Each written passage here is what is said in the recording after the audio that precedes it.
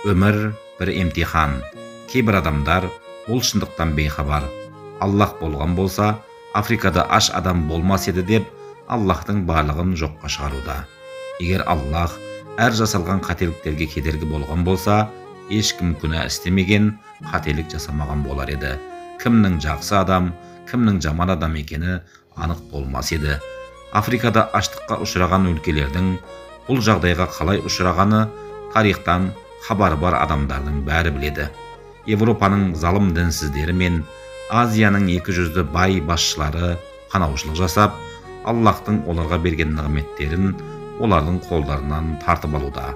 Яғни Африкадағы адамдардың аштыққа ұшырауының себебі залым адамдар.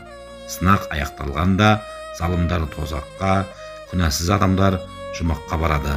Аллахтың әділеті орындалған болады.